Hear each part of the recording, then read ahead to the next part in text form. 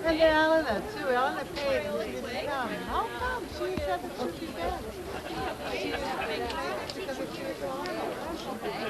Carmel, this is Karen. She's taking us live.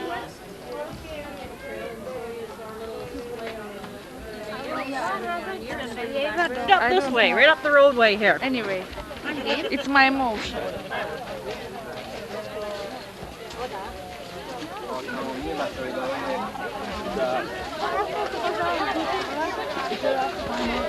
So give it a taste if you like. Okay. This is the old system.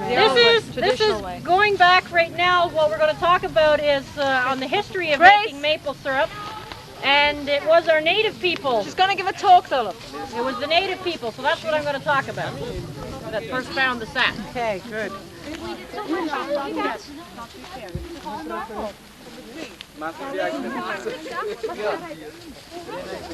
Founded by the native people that, of course, were the first residents in this area, and there's many stories of how they found the maple sap in the maple tree from observing a squirrel chewing on the maple branches, or also one of the ones that is most common, and you will hear from the chiefs and so on of different bands, is the fact of a tomahawk being placed in the tree, in the maple tree. Now the native people during the springtime would move from the inner forests, where they would live in the wintertime, tracking with the animals, and that of course was their means of survival.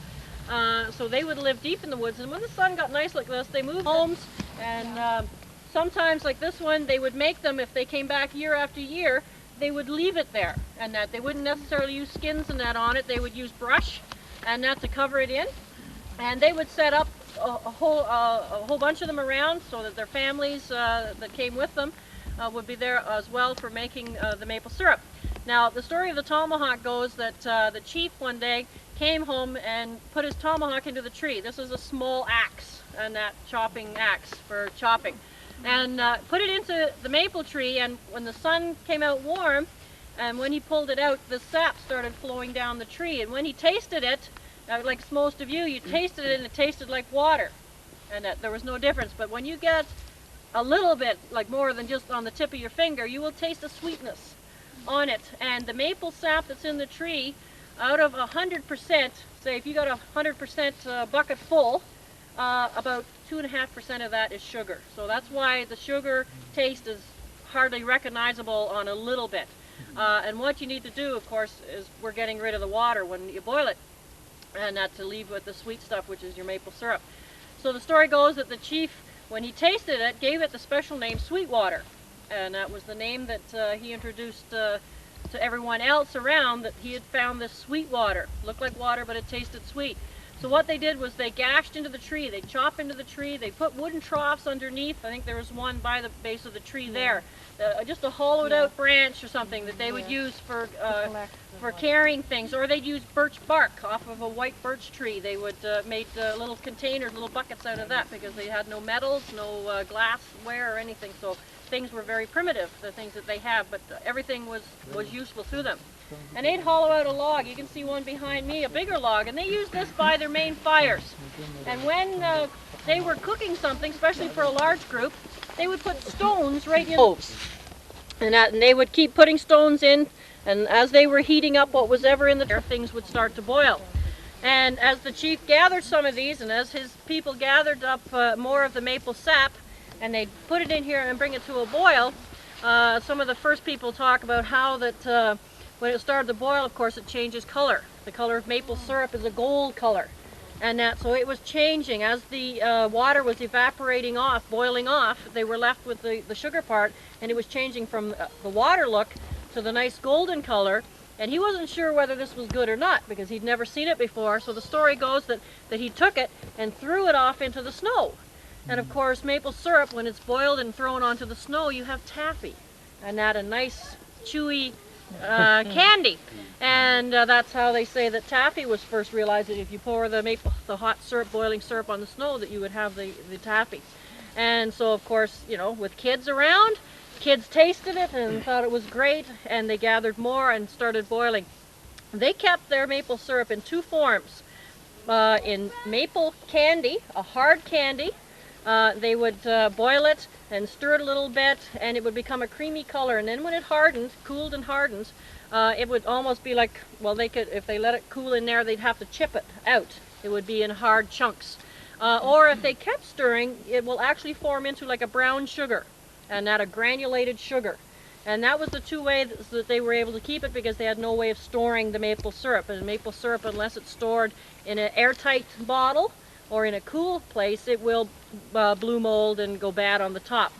So that was how that they were able to keep it. And then as well, because of the vitamins and minerals and that is in the maple syrup, it was also a substitute for their dietary food, and that in the winter months when the food source was almost nil, and that whenever they'd run out of their corns and stuff or get low, they'd start adding this maple sugar to whatever they're eating, and it would help them maintain a good health. So after the natives, I guess, got all the glory of introducing everyone to this, then we are going to move on, and we're going to go up the trail a little farther.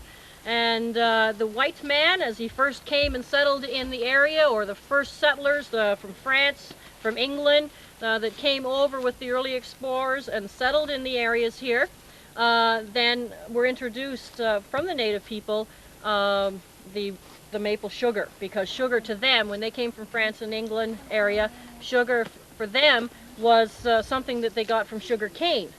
And they didn't know where they were getting sugar here when, you know, the natives didn't have stores set up or anything to buy produce from. So the white men or the early settlers were very interested in the sugar source, because of course everyone has a sweet tooth, so everyone needed some sugar. So we're going to walk up a little farther, and we're going to have a look at the... Just be careful, it's a little muddy right here.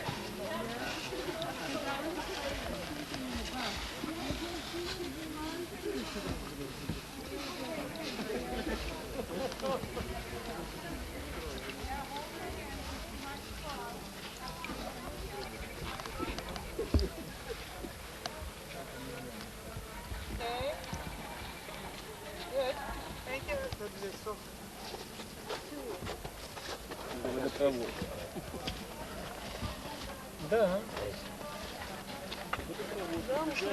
Сразу идет, видишь, сок. Вон он, видишь, капает. Да, И да, по да. трубке пошел туда. Во-во-во.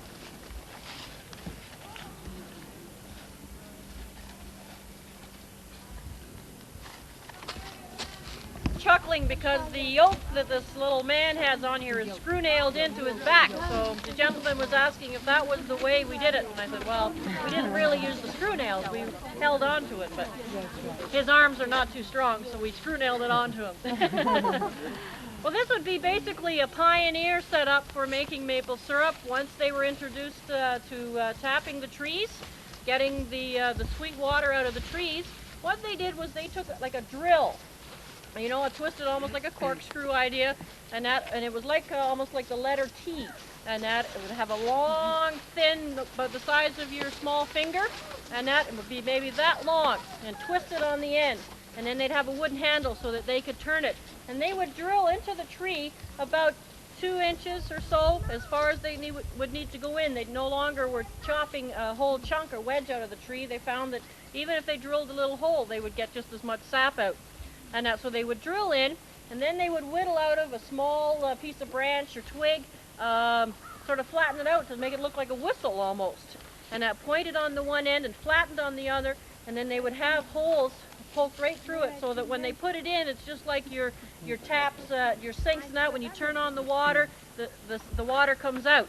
And it worked on the same thing. When they put this little wooden spout into the tree where they drilled a hole, the sap would drop out. Now they used wooden buckets. They started out using, back in the late 1600s, the pioneers were using the troughs as well, or anything, pans on the ground. They did have some metals with them, and that, so they were able to use some metal pans and that, but mostly wood again, and they would put these things on the ground. And then they found that with having, you know, the pets joining them around, that a lot of these things were getting tipped over or spilt, so the sap was valuable to them. They didn't want to lose any at all, so what they did was they shortened the spout, put a little wire on it, and hung their buckets then right on the tree, much to the same that you saw out there, just that if you can imagine that it's a wooden bucket and a wooden spout. And as time went on, when they would set up their camp something like this, away from probably where their house was, where their log buildings would be, and that for their residence where they would live. But they would maybe move up and build something like this. They'd have a couple of lean-tos here. You can see one on this side. It's got a big wooden barrel in it. And as they gathered the sap, they would bring it and dump it into the wooden barrel there, and they'd have the cover so the rain would stay away from it. Because of course, there's enough water already in the sap, they didn't want to have to evaporate even more. And that as they boiled it. They'd also have maybe another lean-to, like we have here, just to sit in. As the sap and everything was being boiled, they would maybe sit there. If it happened to be a dull day, not as nice as today, they would sit in under there. And if the sap was running real well, they might have to stay out here all night. So they might even cut some cedar boughs or branches and that and lay in the back there so that they could actually lay down for a while. And they would use a cauldron pot or a big black pot like this for boiling their syrup up in, their sap. And as they would dump the sap in, and they would keep it boiling. Now if they had the extra money, they would actually have 3 of these pots going, and that they'd have one to start the sap in. As they were gathering it, they'd start it with the sap. Then they'd have another one to really bring it to a boil, and then they'd have another one for finishing it. And that because if you can not, like once the sap gets, the syrup gets to a boil and it's becoming almost syrup, if you can keep the sap away from it, then you'll have a nicer, lighter color syrup. If you keep adding sap all the time, then your syrup tends to get darker. So if you wanted a nice, light golden colored syrup, that's how they managed to do it, by having 3 of the pots set up so that they never added the cold sap to the actual pot that was being finished. And of course, what would a place like this be if they didn't have a nice private facility that they could use while they were here doing all their hard work? And we will have a little fella in there one of these days, just for a joke. I told Shirley back there at the Pancake House, I said we should put a shirt tail or something hanging out the door there, Yeah. so it makes it look like it's in use. So this would be a typical pioneer, back into the even 1700s, that they would set it up similar to this for making their maple syrup. Only they'd have the wooden buckets and that hanging around. As time went on into the late 1700s, getting into the 1800s, they introduced metal buckets. And they'd have metal buckets, and they'd have their blacksmiths, instead of using the wooden spouts, have a flat piece of steel, and they'd curve it. And it sort of come to a point, so it was like a metal trough that they would tap. 1600s, and we're coming up. Pardon me? Oh, well, I don't know about that, but thank you for saying so. I'll take tips later, no. Okay, well, what we'll do is, if you want to have a look at the pipeline here, before we go down, you can see the pipeline. This is now the modern method, I guess, of making and gathering up the maple sap. We have approximately 60 kilometers of this pipeline that you see here all around our forests. And the little spouts that you tap into the trees, you saw the metal ones at the metal bucket that you tasted from. Well, these ones are plastic, so no sap escapes at all. The sap comes right out of the tree, through the tubing, and flows all the way through, and we have pumps, 2 pumps set up in the forest. One is way down that end of the woods, and the other one's just down in behind here. And what it does is, as the pipes are getting filled, and that it can pull it to a holding tank so that we can draw it into the camp where we actually boil it now. And we have over 6,000 of the taps, or the little spouts, the holes that we would drill. So we start usually in January. We put up the pipeline in the same place that we had it last year, so there's less waste in that of the hose.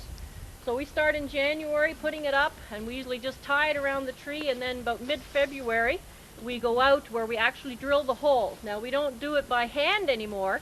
We have a gasoline, almost looks like a little chainsaw, a little motor like this with a drill on the end.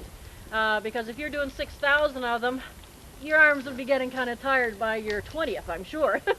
So it makes it a lot quicker that you can just go up to the tree. That is the squirrel. The squirrel will come down out of the tree, sit on that pipeline, and chew it till he's got a hole and he can get at the maple sap. Now, that's going right back to what I said at the beginning with the natives. how that they were, would observe the animals, and they were observing the Mr. Squirrel up in the tree. And I'm sure that, right from history, that he's had a sweet tooth ever since. So we have to go around then. As I said, we have pumps set up.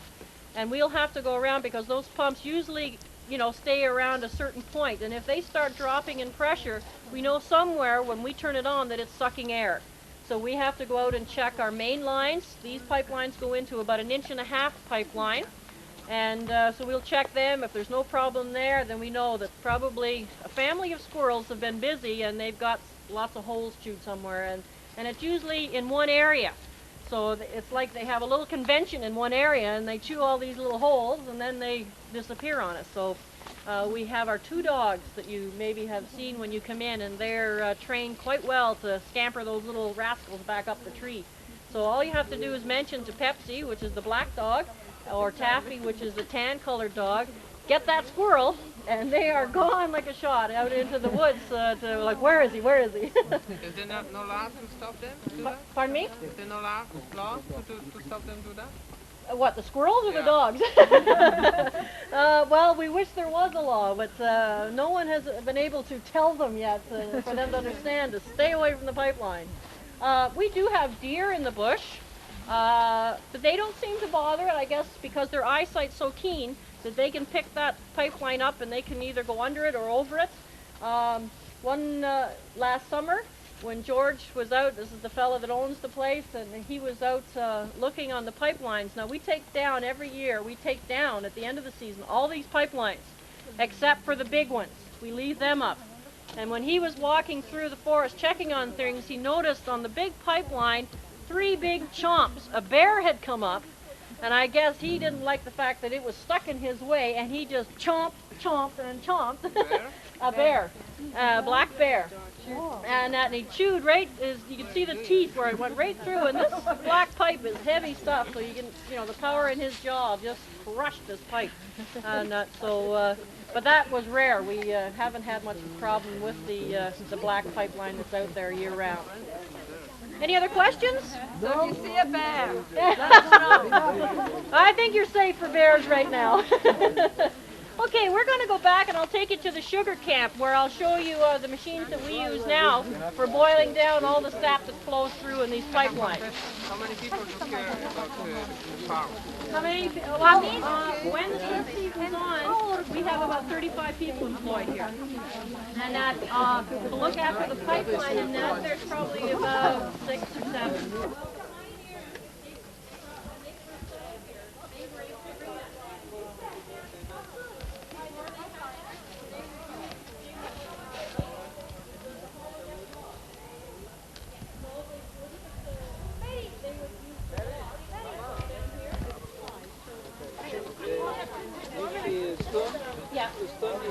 Yeah, they put the stone right in the fire, and once they get their cook, and whatever they want to cook, you and your girlfriend, and put them right in the little trough with That's all. I don't want to be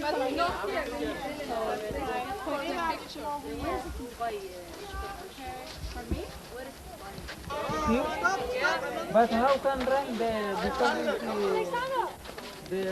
how they can fight? it's not that thick. It's more like water. Like water.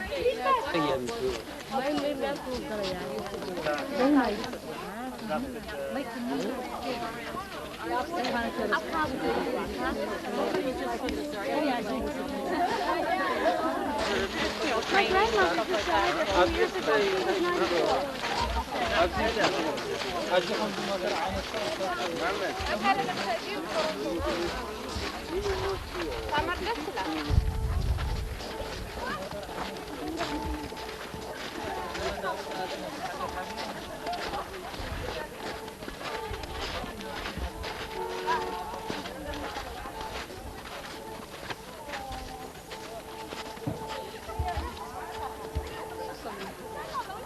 you can see where we had drilled in, and this doesn't have to be very far that you would drill in, and you can see how the tree has healed itself because the tree grows from the outside, rings around. Each year it gets bigger and bigger, and you can see how it's got like a little scar, and that, but as the tree grew, it's back to the same way it was before it was drilled, so it's healed itself right over. And that, so it takes a few years though before it heals itself way over. And you can see on the outer part where the bark would be that there's no hole or anything showing now. It's healed itself completely right over. And that, so that the tree now, you know, is free from anything getting in to harm it. And that's where the hole is. And there's a few you can see even on the other side here where it's done the same thing. And that. So that's just tree maintenance. And as I said, I spoke to a couple there about the ages of trees. And the tree is approximately 30 years. It takes approximately 30 years before you can put one tap hole into it. And that, so once you get a tree that's mature enough to be able to use, you want to take care of your tree because otherwise you've got to wait another 30 years to replace that tree. And that, so as the trees get older, you can add more taps and that to it. And that, so about 3 or 4 drills that you would see. The tree that we saw up there by the native display and that, I believe, had 4 buckets on it. And that, so that's an old, mature tree. Now some of it's starting to die off, so it just depends. Sometimes lightning strikes and we can't do anything about that, but we try and maintain the forest to its maximum so we can use as many trees as possible. All this machinery that you see here is where now all through the pipelines, everything is pumped through, and it would come into just behind the building. There's like a holding tank, so that the sap as it comes in from the forest, and that it comes into this big holding tank. And as it's coming in there, we have a real fancy machine that we use.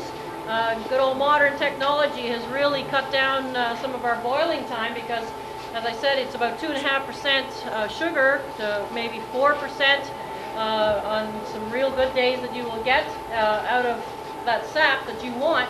So the rest you want to boil off, get rid of. And this machine that's sort of hidden behind in this enclosed corner here, it's called a reverse osmosis machine.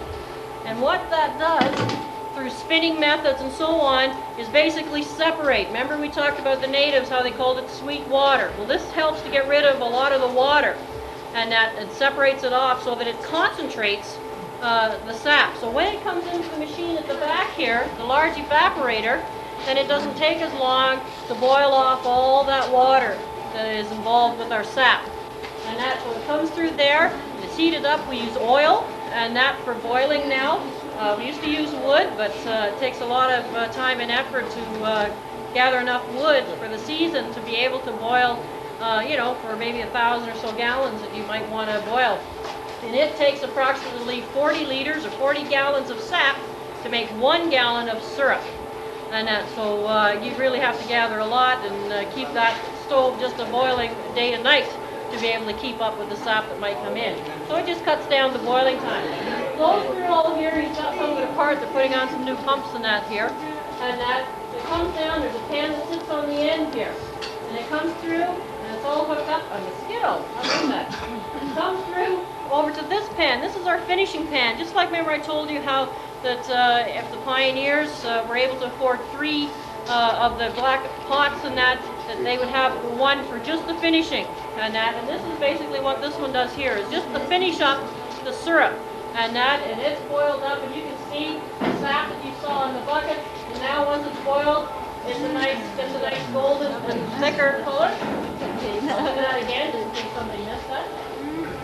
Now we're getting real hungry, eh? And that is boiled up there, and we use electronics now to help us to make sure that we're doing it just right, because you can run into problems if you boil it too much. You can burn the pan, you know, if the heat and everything, all these things that you have to control. And sometimes, like if they don't start boiling here maybe till late this afternoon, it might be 2 o'clock in the morning by the time you've got syrup coming around here, and you know you're getting tired and that. So the electronic really helps to keep us, you know, aware, and it helps to get ahead of us if we tend to slack off a bit. It keeps things precise. And the little gadget on the wall here, this post that goes up here, and there's a white box. It says 39.4, I think, on it. That's it. Thank you. And that's the electronic, like a temperature control. And the wires come down and hook into the valves here. And what it does is that when that comes up and reads to about 101 to 102 degrees Celsius, then it automatically opens the valves, and the syrup then, the hot syrup will come out here, and it is filtered through these white papers that are here. It tends to get like a sugar sand, and that comes with it, and it will settle in the bottom of your syrup containers, and then it just gets hardened, and it's really of no use. So we filter that out. Plus, if there's anything else that happens, you know, to get through it on the buckets, especially, you know, you get pieces of bark and that might come in with it. And if something has happened to fall in, it's caught there, so that when you get your syrup, it's nice, clear, clean syrup. There's that, you know, nothing floating around in your bottle that you don't want there. And once it's through here, we have to test it. The government regulates certain things on us that we can't just say, okay, well, you know, we're going to settle it this way. The government says, no, you have to test it for thickness. So it has to be tested for how thick it is, and it also has to be tested on its color. The darker it is, the most darkest is called an amber grade, and then you move up on the scale to a medium grade. It's not quite as dark, not quite as thick, and then you have light, and then you have extra light. And the extra light is just a nice golden color, has a nice, I guess you could say, delicate texture to it, whereas the amber, and that is a real nice, stronger maple flavor. A lot of people like that, you know, when they want that good old umph of the maple sugar, you know, and taste to it. And amber is also what we'd use if we were baking something, making butter, you know, butter tarts or maple tarts, cakes, pies, beans. That's what we would use the amber for cooking, because it has that nicer flavor and that to it. And any questions so far? Which one is more expensive? Which kind is more expensive? Good question. The medium, the light, and the extra light are all the same price. Sugar and that to make our maple peanuts, as well as the sap suckers that we have. I mean, well, trees I'm not sure, but we have over 6,000 taps and that out there that we've drilled. So it's a big operation and takes a lot of time and effort, but when you get to enjoy and come in and smell the maple syrup and that as it's cooking and that, it makes it worthwhile and that you enjoy it. And it's springtime. I mean, everybody likes to be out in springtime and enjoy the sunshine after all that snow that we had this year. Okay, now if there's no other questions, I guess, once we get it from here, we take it over to the container on the wall. Now the canister there is where we sit and bottle it. And we bottle it from anything from a little 50 millimeter bottle right up to a 4-liter can. Or if we get tired of doing that and we want to can some for ourselves for our own pancake use, we'll use a drum, something like what's right behind you there. And we'll fill up a drum approximately that size that we use then for the syrup storing for our own use here at the Pancake House. How many liters, gallons a day? Well, so far this season we're up to around 700 gallons and liters that we have produced Oh, the season. of syrup. This season so far. Last year we were up into like 1,700. And that sounds like a lot, more than you would ever use, but with the Pancake House, you figure every container that we put on the table contains approximately a liter of syrup. And so we go through a lot of syrup here at our own Pancake House. So the years that we're only making 700 gallons or 700 liters, then we get nervous because, you know, most of that we're going to want just for our own pancake use and that here. And that, but we also sell it. We have customers that come back year after year that, you know, they want our syrup, so or they want our candy or maple butter, maple cream and stuff. And at Easter time they're here for our Easter bunnies. So we have a lot of use that we can use the maple syrup product from. So the more we have, the more we can make other things with. Okay, we're going to have a little sample of the maple sap over here. And I'll take it out in the garbage can. Is it syrup or salt? It's sap from Sap. the tree. Yeah. This is the maple sap. Just like you put on your finger No before. poison. Just water. Yeah, you want to try some? Here you go. You need more taste, huh?